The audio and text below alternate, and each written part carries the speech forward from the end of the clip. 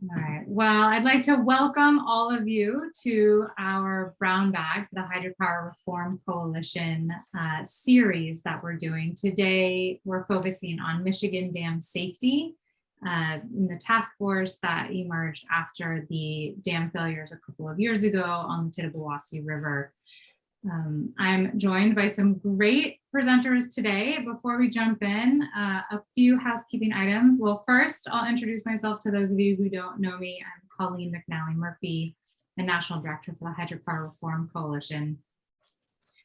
This video or this call is being recorded, and it'll be available on our Hydropower Reform Coalition website a little bit later for folks who miss it. You can also always share it with people. We have closed captions down at the bottom of the screen. Let me know if you have any issue with that. I encourage you to put any comments or questions in the chat during the presentation, and we'll have plenty of time for a good Q&A afterwards. Please keep yourself on mute during the presentation, and then I'll invite everyone to turn on their video afterwards to help facilitate the discussion. So with that, I'll go ahead and make some introductions. First, Bob Stuber is with us. Bob is the Executive Director of the Michigan Hydro Relicensing Coalition. Before this role started in 2017, he was previously with the U.S. Forest Service for 35 years, including 25 years on the Huron-Manistee National Forest in northern Michigan, where he served as the Hydropower Program Manager. And Bob has a BS in zoology and an MS in fisheries and wildlife biology. And Bob told me he's a proud Badger, and I'll be honest, I didn't know what that meant. Apparently it's something to do with Wisconsin. Next, I want to introduce Brett Fessel, who is the Restoration Section Leader and a river ecologist with the Natural Resources Department of the Grand Traverse Band of Ottawa and Chippewa Indians in Suttons Bay, Michigan. Brett has a BS in Fish and Wildlife Management and an MS in Fishery Management.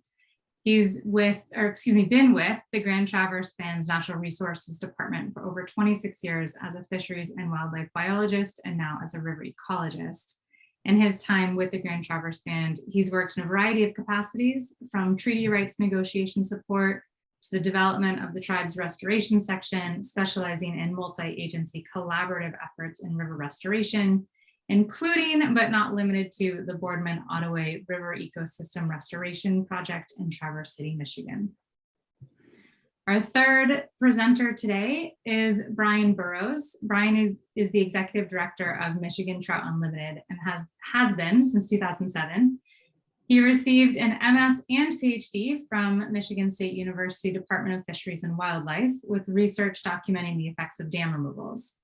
In his role for TU, he's been involved in all aspects of dam removals, from design and implementation to technical advisory committees, to litigation over removals and dam failures. He's been involved in dam relicensing issues as a director of the Michigan Hydro Relicensing Coalition since 2007. And both Brett and Brian served on the Michigan Dam Safety Task Force. So with that, I will turn it over to Bob. Thank you, Colleen. It's a pleasure to be able to give a presentation this afternoon to the Brown Bag series that's sponsored by the Hydropower Reform Coalition. I'm going to tell you about the Michigan Dam Safety Task Force and how it came about as a result of the Tittabawassee River dam failures. I'm also going to give you an overview of what the task force recommendations were and what their current status is of those recommendations. I will then turn it over to Brian and Brett so they can give the audience their perspective, because they were both members of the task force. And then at which point we will open it up to questions. We'll try to answer your questions and discussion that we may have. As Colleen said, I'm with the Michigan Hydro Relicensing Coalition. It's a coalition of Michigan TU, Michigan United Conservation Clubs, Great Lakes Council of Federation of Fly Fishers, and Anglers of the Asable. Brian's with TU, and Brett is with the Grand Traverse Band of Ottawa and Chippewa Indians. And I'll draw your attention to the map on the right. It's a little hard to see, but there's actually a yellow diagonal line going from the southwestern part of the state to the northeastern part of the state, and all the lands to the left of that are in what we refer to as the ceded territories. Those are the territories that were ceded to the government of the United States in the Treaty of Washington in 1837. But the tribes did retain the hunting and fishing rights in these territories. Little background on Michigan dams. There's over 2,500 dams statewide, of which more than 50% are older than 50 years. I guess they fit in that category of what we call aging infrastructure. 100 of the dams in Michigan are FERC licensed hydropower dams. Speaking of aging infrastructure, we had a couple on the Tittabawassee River, Edenville and Sanford. These dams failed actually in May of 2020. It's how this all came about. The dams themselves are located where the red dot is. They're on the Tittabawassee River, which flows, it's a tributary of Lake Huron. A little bit of history and chronology here. The dams were built in 1925, both Edenville and Sanford.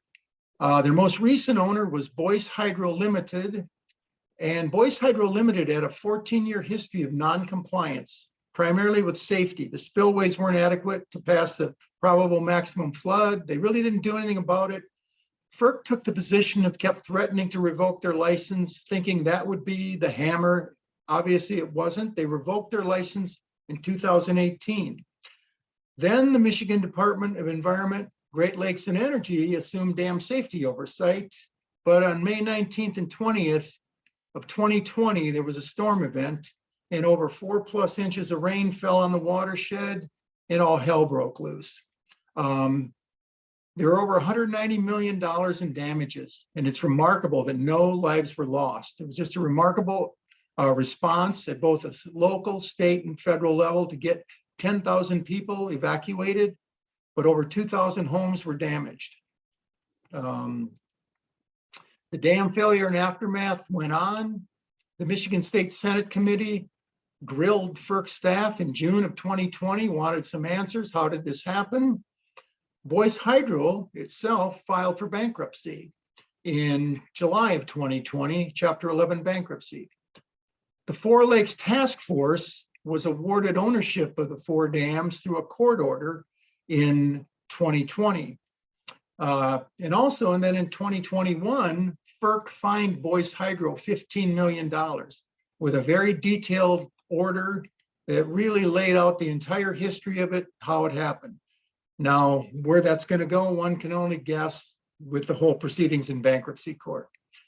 And the latest development, in 2022, the Michigan legislature passed an infrastructure bill that earmarked $200 million for the reconstruction and safety upgrades for those 4 dams. This led, the whole thing led to the genesis of the task force, which is what we're talking about today. The governor commissioned the State Department of Environment, Great Lakes and Energy in 2020 with a charge, tell me what happened here, investigate the events that led up to this, and then recommend some policy, legislative, budgetary, and enforcement reforms. We don't want to see this happen again. Task force convened, it met initially in September of 2020, issued its report in 2021. They were extremely busy. It was intensive work. I was on the sidelines. Brian and Brett were there. They can tell you all about it. The members were key dam safety stakeholders, representatives from tribal and state agencies, and local government officials and NGOs. Report was issued in February of 2021. I think it's a good report. I think it lays out a pretty good vision for the future of what needs to happen. And it really, to me, had some very good recommendations. Really had 6 emphasis areas in the recommendations that focused around funding, legislation and authority, improving dam safety, safety compliance and enforcement, emergency response, and then the dam safety program management and funding at a state level.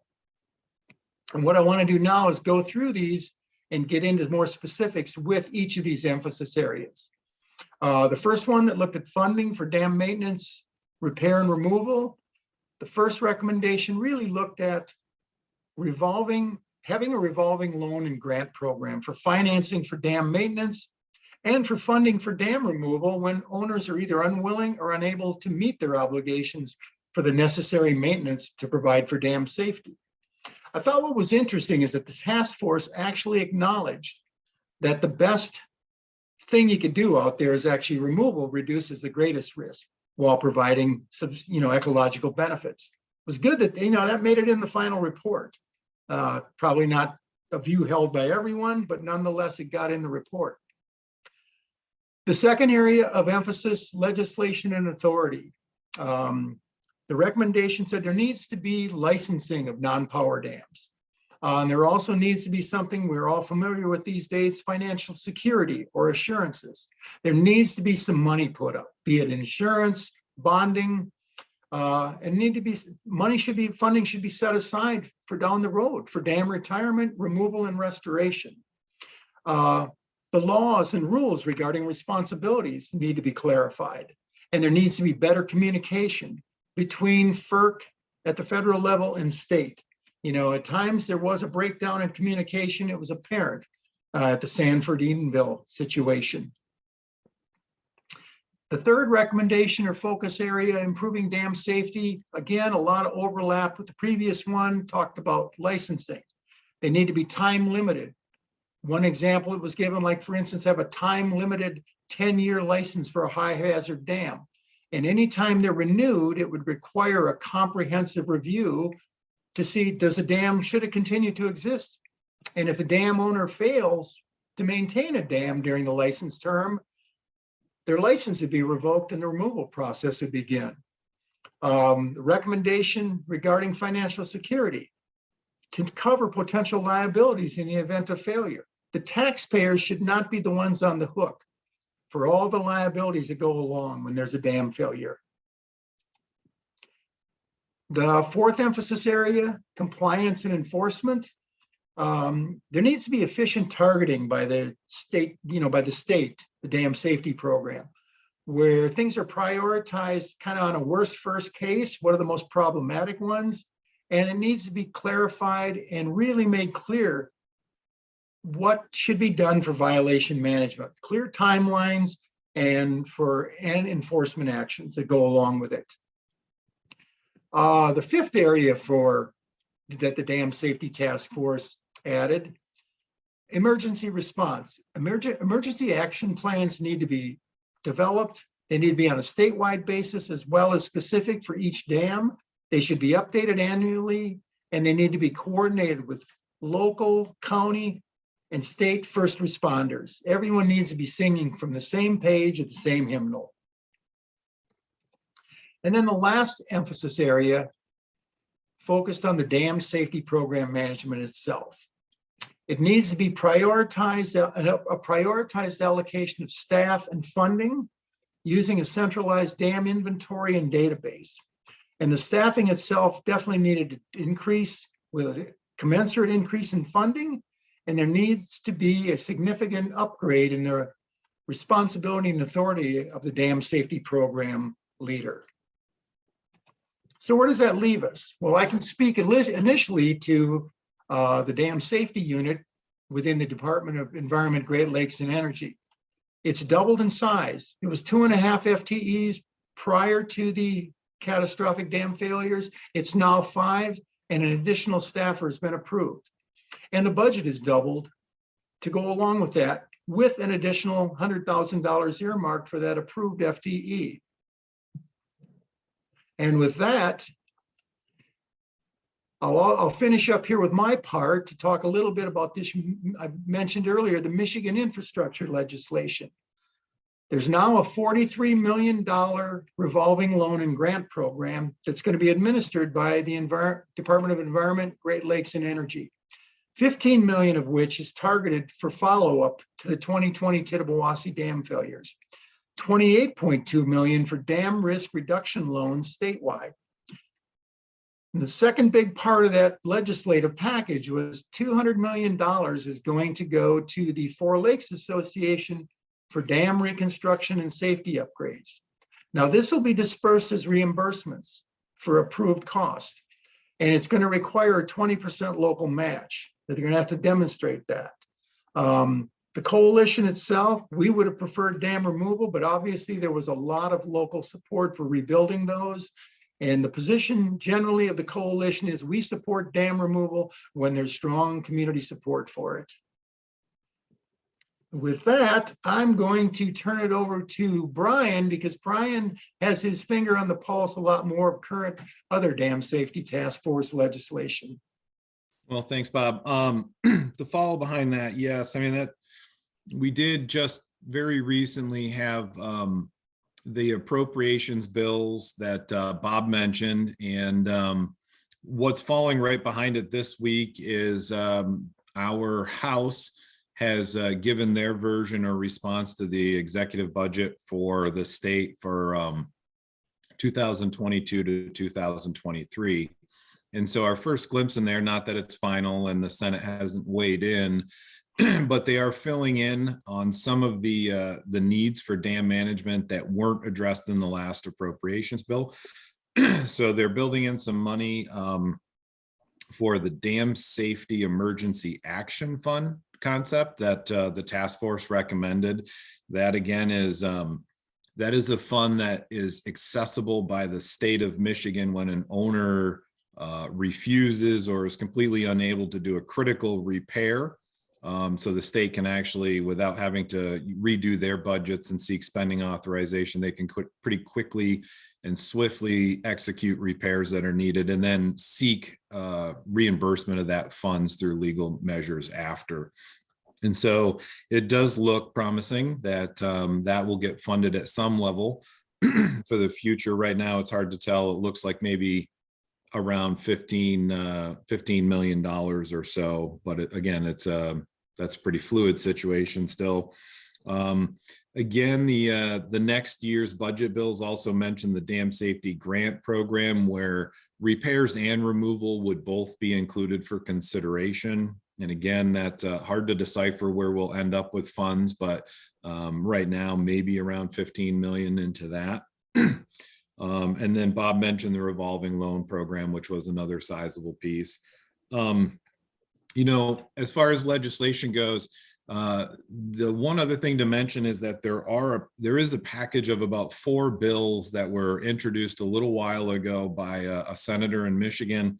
There are Senate bills, I think 468 through 471, and they are the bills where they are trying to address many of the recommendations from the task force. So those have been drafted, they're out, they're working through revisions, people are working through commenting and trying to come up with you know, a good substitute bill that meets the needs. I will just generally give the I guess the perspective that I would say I'm pretty encouraged when you look at the Dam Safety Task Force recommendations. I think a majority of those recommendations are being addressed in some way in those bills. You know, if you take a look at the appropriations bills and these regulatory reform bill vehicles, I think an awful lot of the task force recommendations are trying to be addressed and pretty close to the way that they were recommended. There's a few, excuse me, there's a few examples where I don't think there's intent to include, you know, 1 or 2 of the recommendations. And I think one of the areas that we've butted up against some resistance or political difficulty is in some of the notions of licensing dams outside of the FERC process, obviously state licensing. And in particular, we have a statute that's focused on dam safety that does make people get permits and follow certain safety measures and inspection frequencies. But we've learned, at least in Michigan, and one of the things that's important to us at Trout Unlimited is the vast majority of our dams fall under the regulatory benchmarks for the safety program.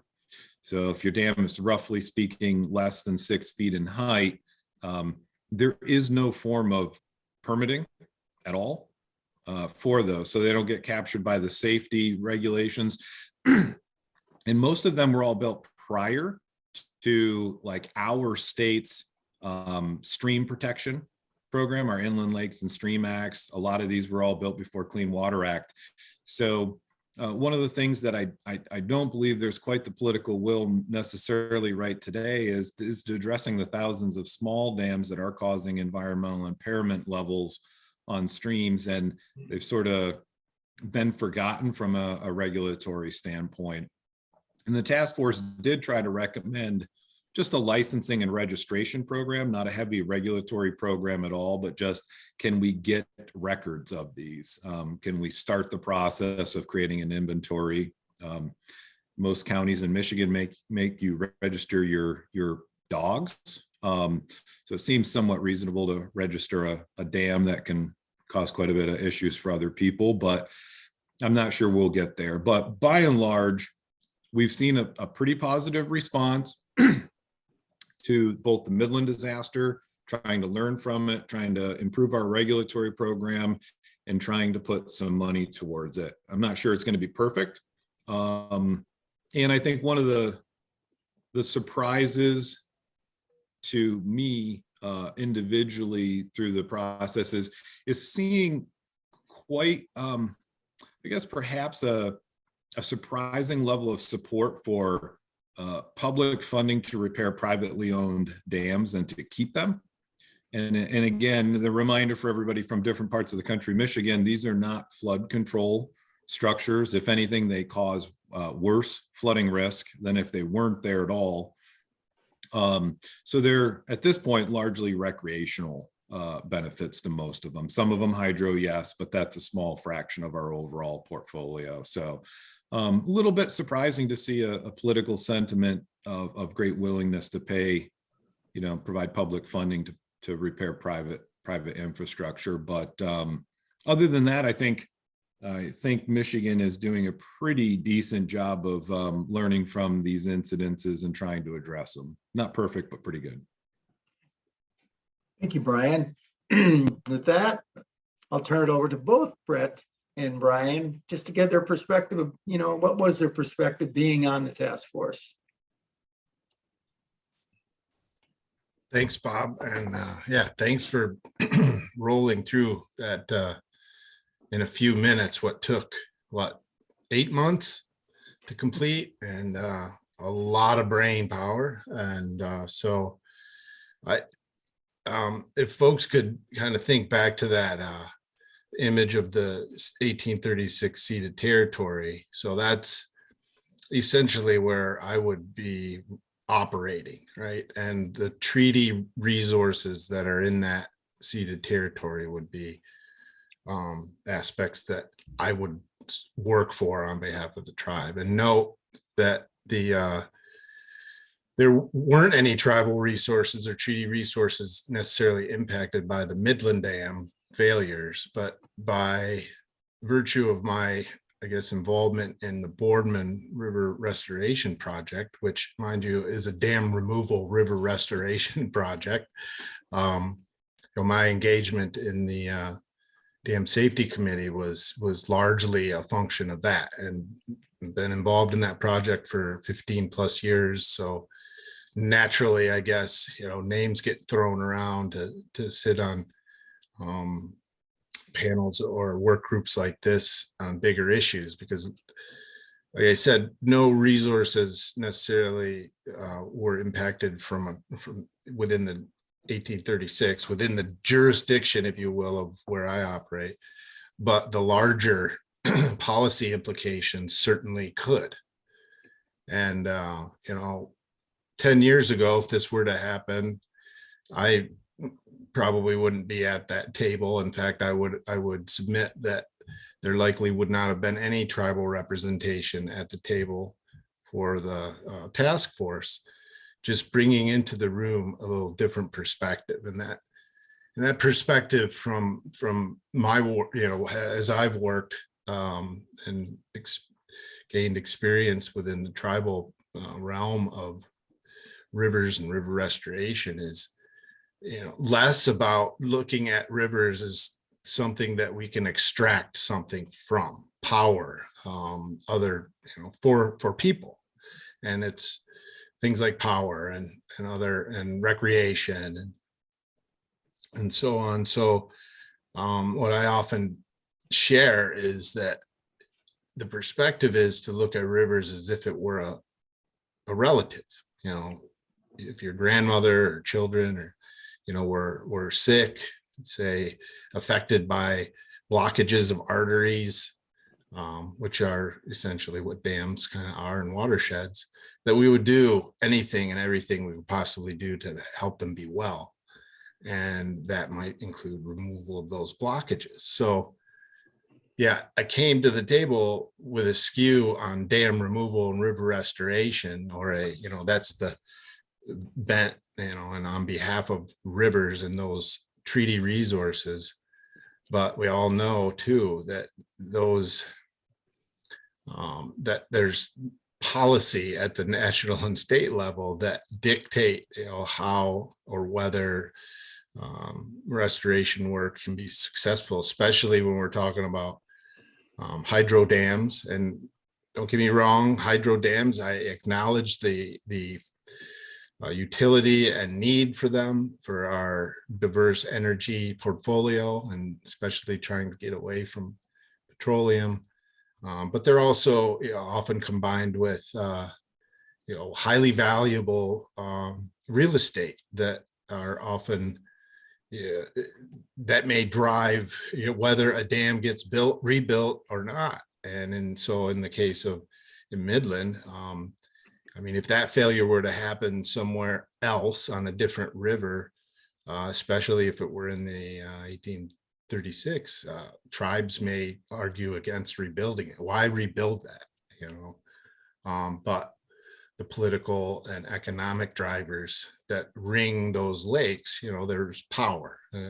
There's definitely power that comes from there. And that's, I think, in some ways manifested in legislation and how much money has been allocated for rebuilding them or, you know, addressing that specific failure. So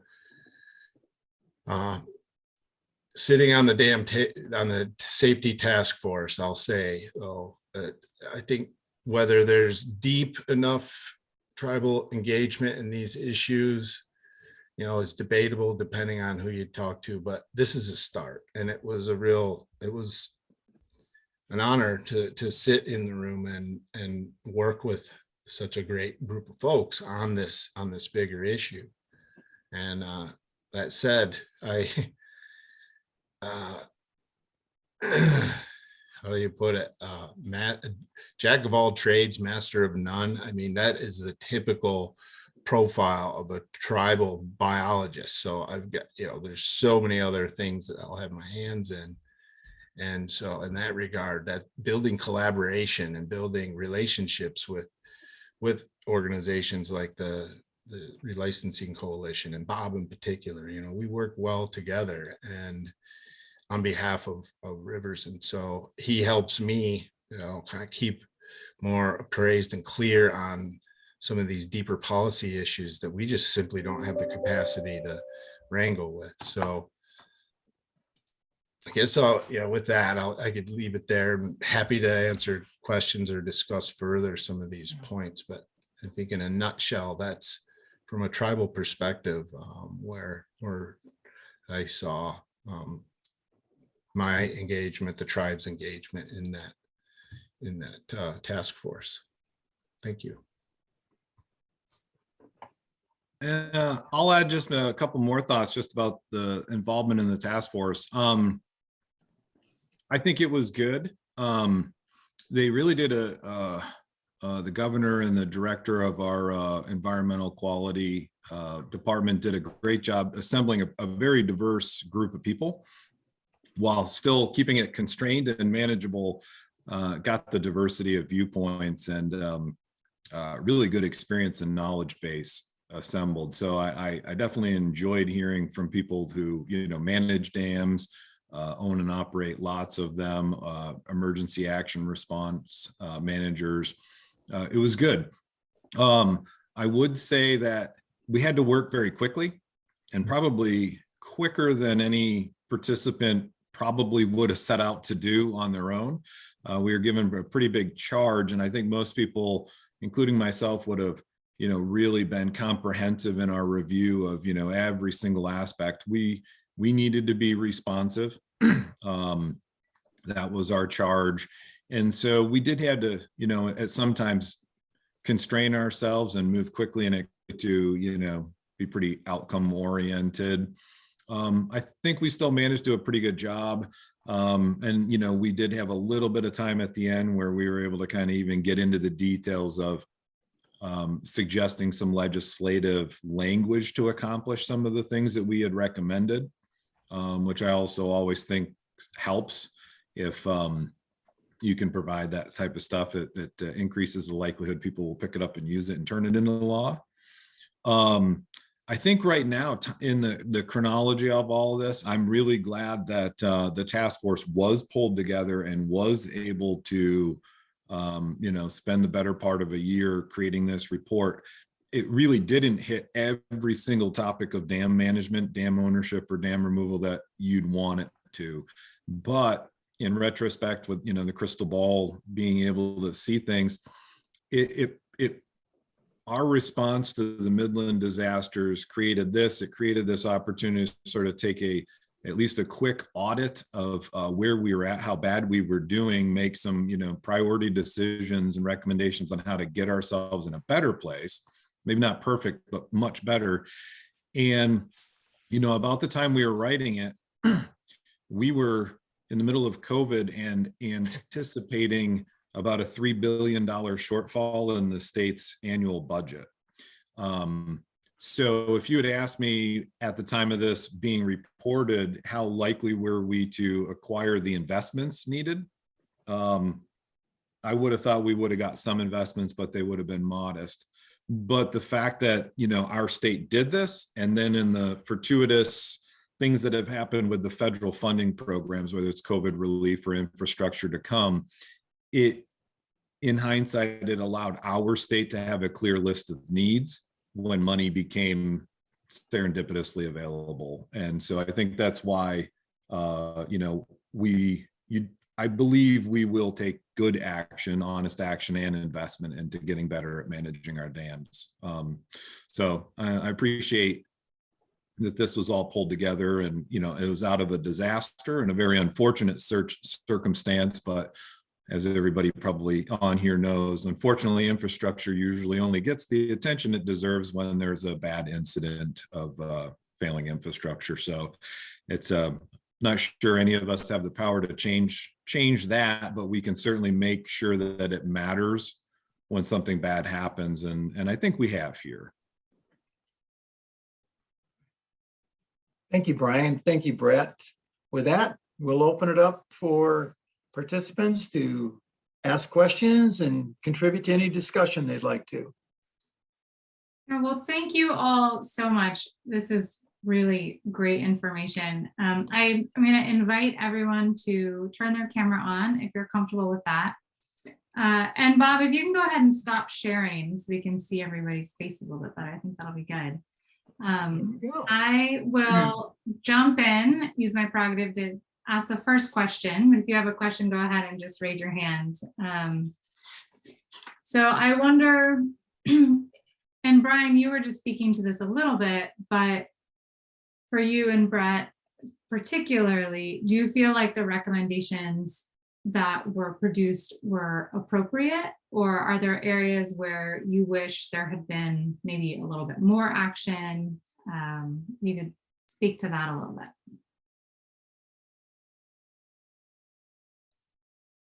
I'll take a first stab, I guess.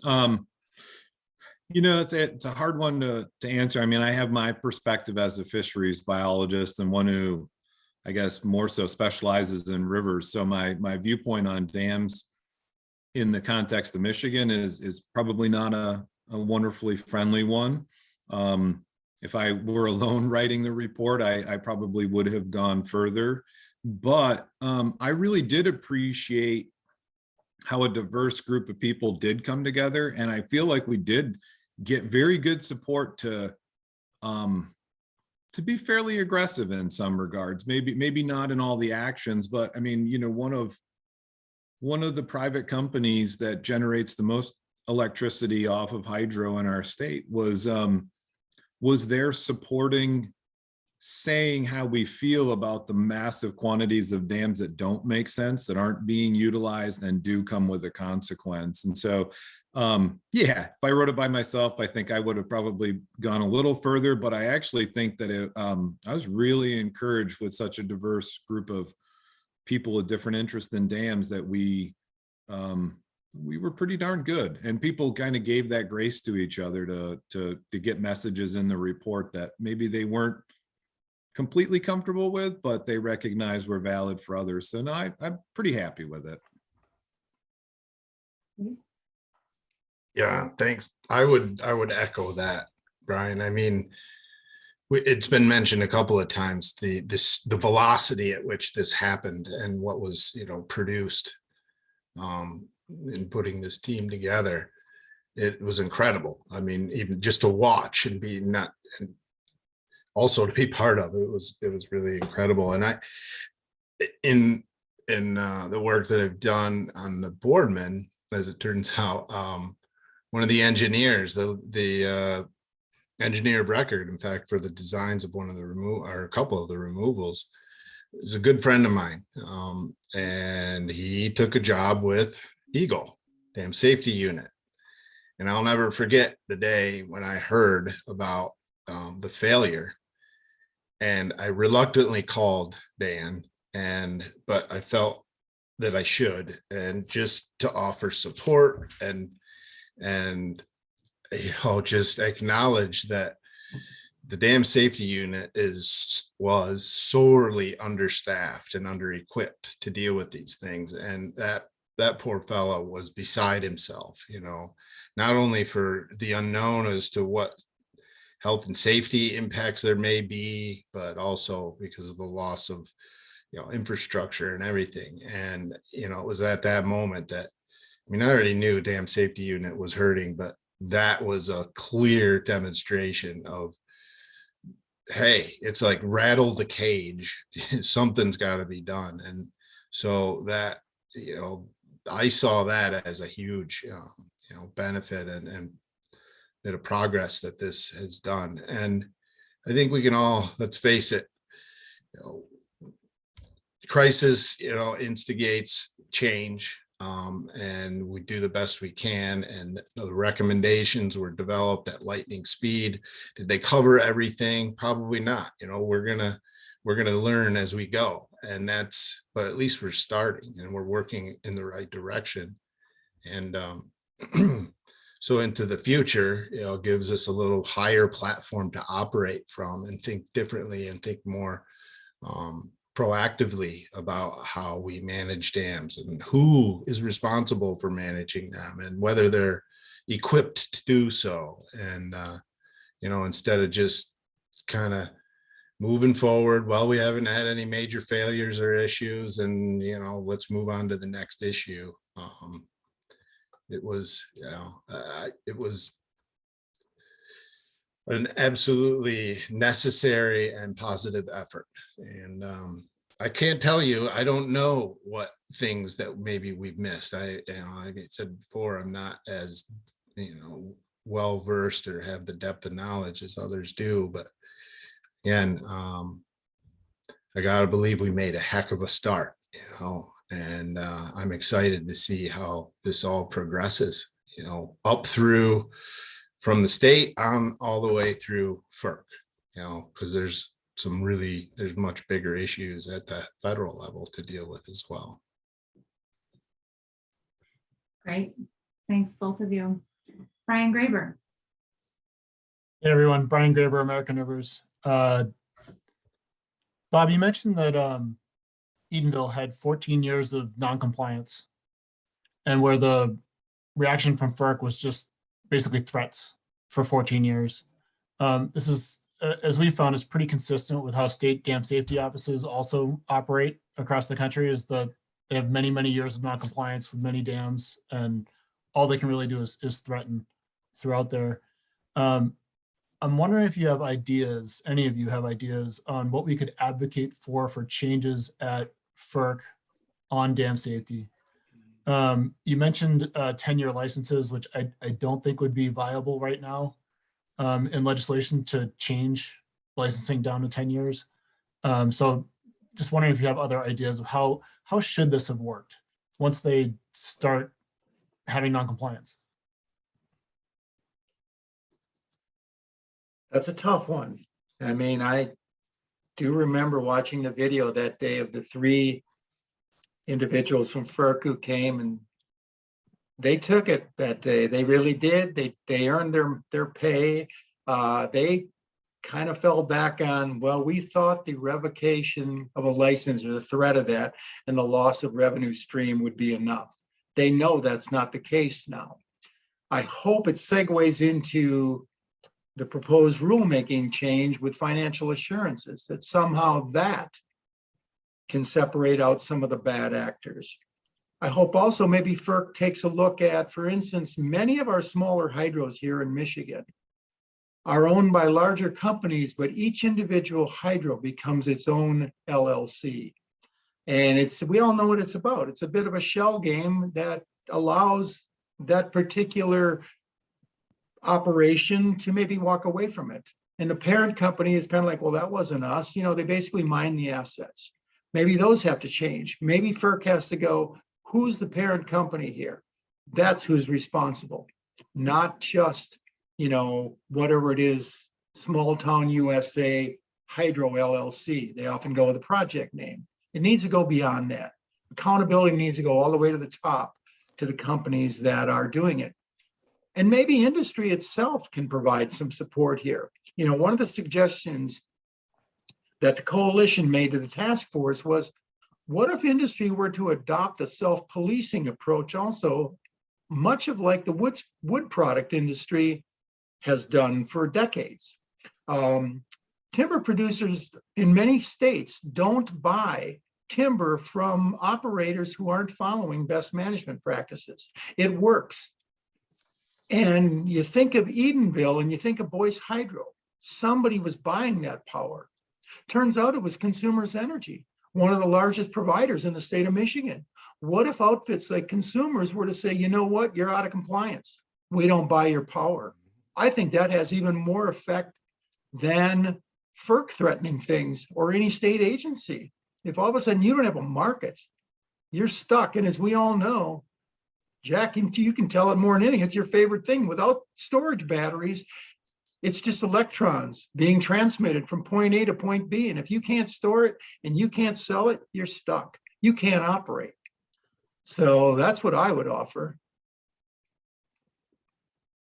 Yeah. Brett or Brian, do either of you have anything to add to that? I think Bob hit the nail right on the head. That's good. I think you got all the main ones. I mean, there's going to be a lot more discussions about financial assurances too. Yeah.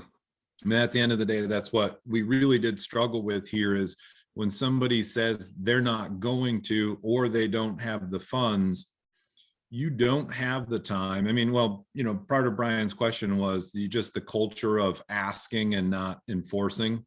But when you choose to enforce and you don't have a quick recourse, you're going to have to go to court for a couple of years. And there's a safety measure that needs to be done now.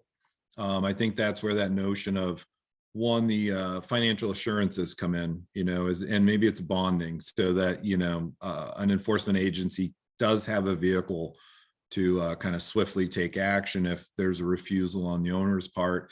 And then, you know, that other thing I mentioned, one of our recommendations, well, not ideal, was our emergency action fund. And that was, again, trying to create, not at national level, but at the state level, a pot of money that our regulators can just immediately dip into to take some very, you know, short-term risk reduction measures, and then take the time to recoup it in court afterwards. I mean, that we learned a little bit about that. I mean, if our regulatory affairs unit decides that they do want to step in, they essentially have to go and figure out things to cut within their own state department budget to find the money, and then go get a spend authorization.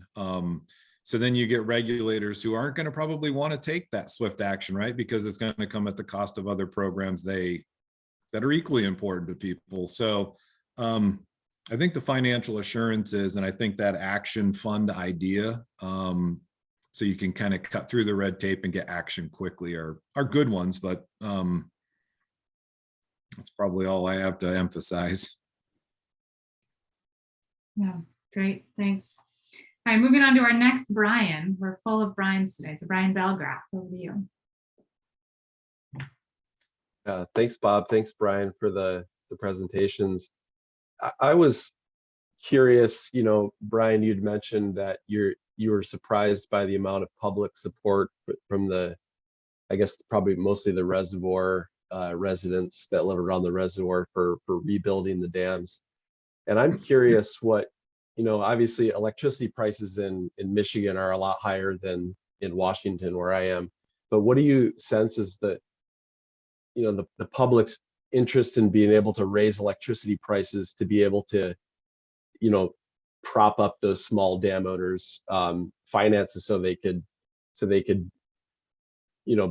take better care of their dams? Because we see that around the country everywhere, that these small hydro producers don't have the ability to improve their infrastructure. I mean, there's obviously a big chunk of funding in the infrastructure bill to help those small hydro or in large hydro prop up, but understanding, how much the electricity prices influence whether residents are interested in paying more to help prop up those resources.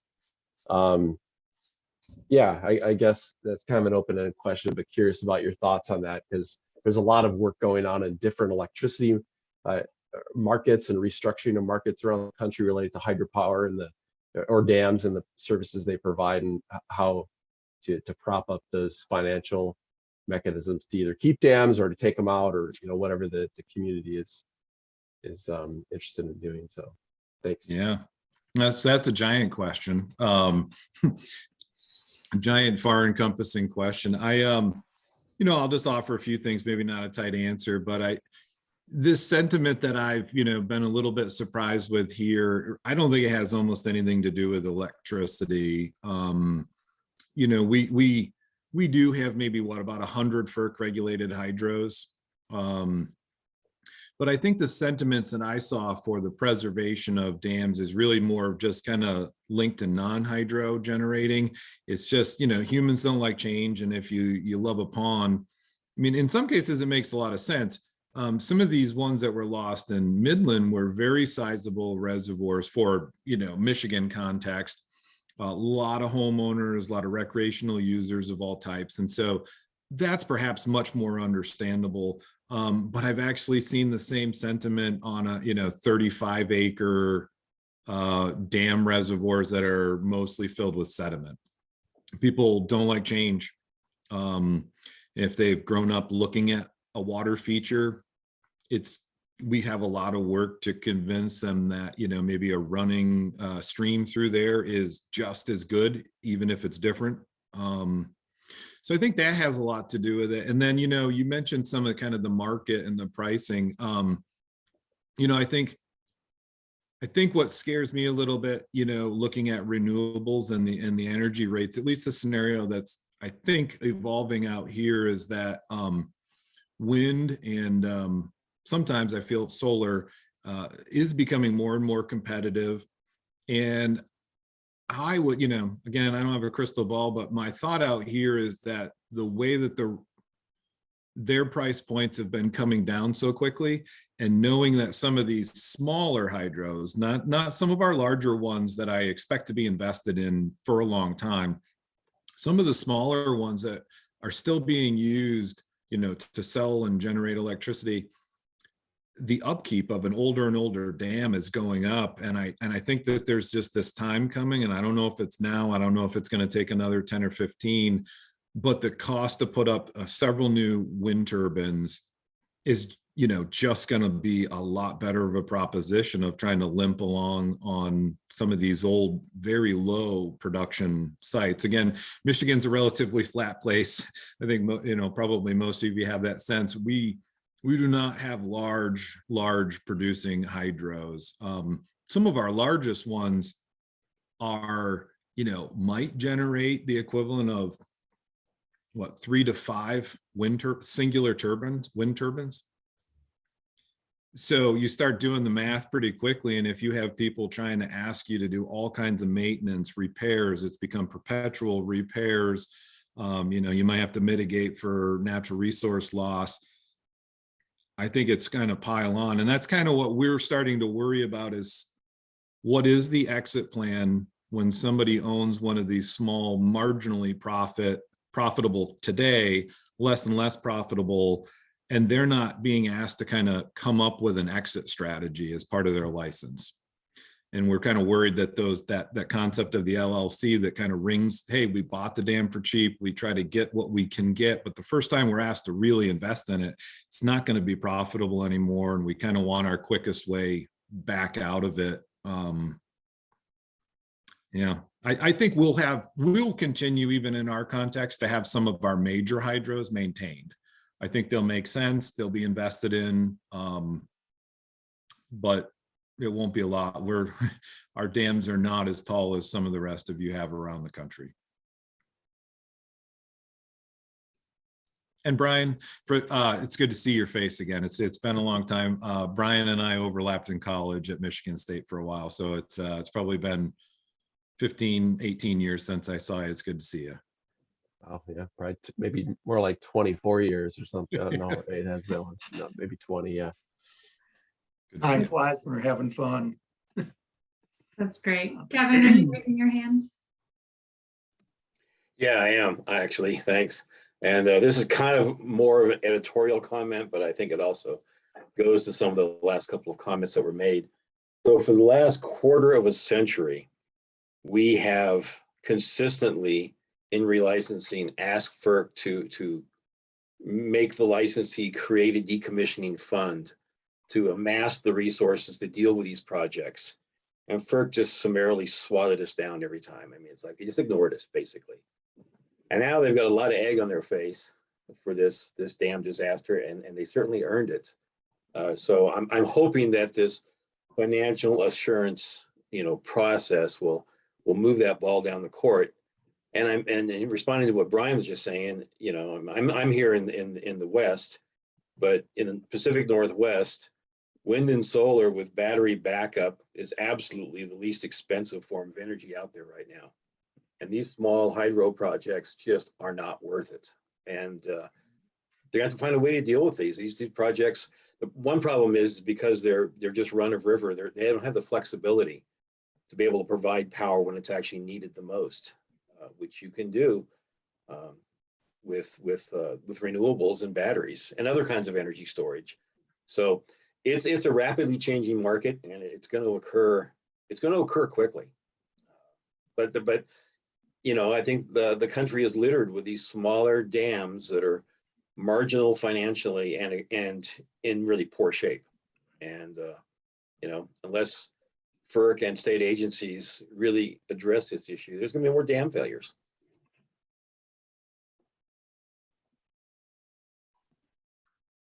Yeah. Jack. Really helpful presentation, guys. I'm Jack West with the Alabama Rivers Alliance, and despite the struggles and challenges and failures you have in Michigan, I'm kind of envious of all the work that's being done there. We don't have a state level dam safety program in Alabama. I think we are the only state that does not have any state level dam safety program. And I was curious about, Brian, I think you said that the smaller low head dams, 6 feet or roughly or below, currently have no permitting, no oversight. And of course, we have a lot of those, condition of them unknown. And I'm just curious how, what percentage of that 2,500 dam figure that you put up are those smaller low head dams? And is there any effort around inspections or any kind of permit for those particular ones? Yeah, great question. So you'll hear different numbers of our total dams in Michigan. The 25 is very solid. Sometimes you'll hear 3,500. Each time one of our kind of conservation partners does an on the ground and aerial and remote sensing, and then send interns out to actually try to get a complete inventory of dams. I'll say that 5 cases that I've seen that we've found anywhere from 15 to 60% more dams than were in the database. So I like to say it's 2,500 is a bare minimum, super bare minimum. Of that, I believe roughly about 1,000. It could be as high as 1,200, but I think if you used roughly 1,000 are the ones that fall within our state safety regulation, 6 feet or 5 acres. So it's the majority of our dams that are not regulated in any way, shape, or form, not by FERC, not by our state dam safety. And like I said, because of the time period that they were built, they never received what we would call our Inland Lakes and Streams Environmental Protection Act. They were not screened. So how to deal with it? One, I mean, the task force actually, we recommended that licensing notion. Let's start in gentle, at least just require that you tell us that you own a dam and report a couple basic metrics, no high standards. That's going to get you green lighted for another 10 years. We had some conversations as follow-up about doing that as a condition of being eligible for any future dam repair or removal grants, just to sort of, again, lightly incentivize getting a record of them. Politically, it seems to be a little difficult to license, non-licensed dams today. I'm going to stay hopeful that we'll get to that point. I will say that we did make recommendations, and I believe we will get funding as a state to try to create a complete dams inventory database. So, we have databases, but they don't include those non-regulated dams, and we need to be able to kind of put those all into a place. So I think we're going to make some strides there. Jack, the only other thing I can tell you is that, in Michigan, I don't know if there isn't a political stride made on that, it'll probably come from a court case. And the gist of it is that we have in our Michigan Constitution, and I'm sure a lot of states do, our Constitution state says that you cannot impair natural resources of Michigan. And so impairment is unlawful, period, but we have existing structures that never received a more modern check on that. So we have all these permits that were designed to check for that. And these have kind of been not grandfathered legally, because you still can't impair, but they never got a review for that. So my hunch, my crystal ball there would be that at some point there'll be the appropriate dam, and there may be a test of, the legalities of causing impairment in a non-regulated dam. But I'm hoping that we can just kind of do it the right way, create inventories, create some incentives, and eventually move to some light form of licensing.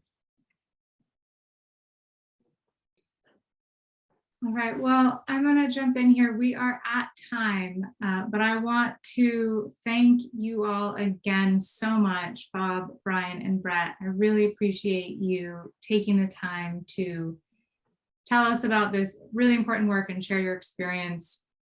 And I appreciate everyone else for joining this conversation and for the great discussion. So with that, I'll talk to you all soon, I'm sure. Thank you, Colleen. Thank you, everyone. Yeah, Have a great thank you. day. Thank you, Colleen. Thank you putting for this all your together. work. Yeah.